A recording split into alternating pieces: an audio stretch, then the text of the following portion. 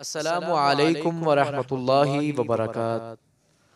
अल्हम्दुलिल्लाहि वहदा अम्मा बअद अऊज़ु बिल्लाहि मिनश शैतानिर रजीम। बिस्मिल्लाहिर रहमानिर रहीम।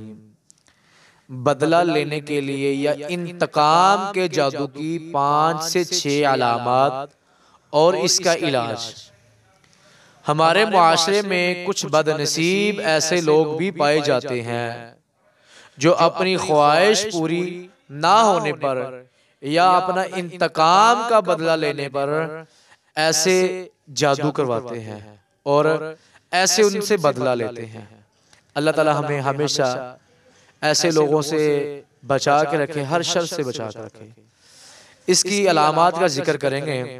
सबसे पहली अलामतों में से अलामत ये है कि जिस भी मरीज पर बदला लेने के लिए जादू का किया गया होगा उसका एकदम से इंसान की शक्ल का तब्दील हो जाना, अचानक उसकी शक्ल का बिगड़ जाना, उसके चेहरे पे दाने बनना बहुत ज्यादा शुरू हो गए, ये नजरबद की अलामत भी है।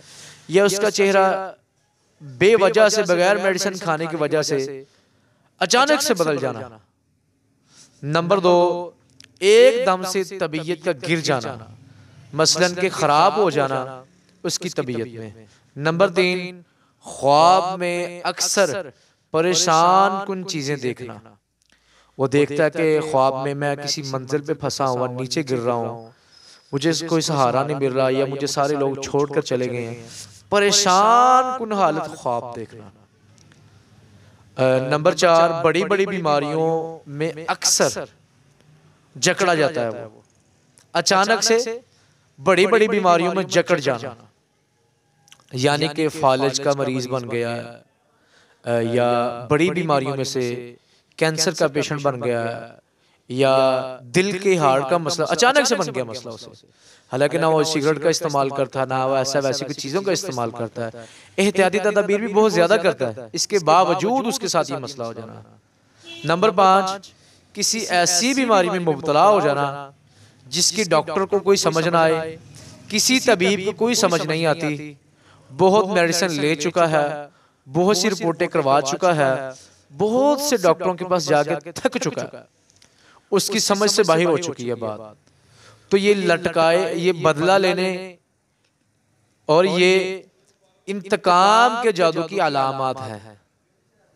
ये ऐसा हमारे मुआशरे में ऐसा होता है और अल्लाह ताला हमें हमेशा ऐसी बीमारियों से, ऐसी शर से, ऐसे फितने से, ऐसे जादू से हमेशा बचा के रखे। और अब हम इंशाल्लाह इसके इलाज का जिक्र करेंगे। और मैं हर वीडियो में ये बात बताता हूं कि जब भी आपने कोई अमल करना है या वैसे भी अपने दिल को हमेशा साफ रखें, पाक रखें, नीयत को हमेशा साफ रखें, हासिदीन ना बने, बुग़्ज़ ना रखें। सबसे बड़ी बात, सूद पर कोई लेन देन का मामला तो छोड़ दें, सूदी कारोबार। बात याद रखें, सूद एक वो चीज है जिस पे गरीब की बद्दुआ लगती है इंसान को। ये सूद का माल, अल्लाह से जंग का ऐलान भी है। हमारे यहाँ मुआशरे में बहुत से वज़ाइफ तो किए जाते हैं, लेकिन वज़ाइफ करने से पहले अपना अंदर नहीं देखा जाता, अपने अंदर वो गलती कोताहियां नहीं देखी जाती। तो सूद से पाक हो जाएं, अपनी जुबान को पाक कर लें, अपने जिस्म को पाक कर लें, अपनी नीयत को पाक कर लें, तो इंशाअल्लाह अगर आप सूरतुल फातिहा भी पढ़ लेंगे तो अल्लाह ताला उसका फौरी शिफा का असर दिखाएगा। अब आपने इसका इलाज कैसे करना?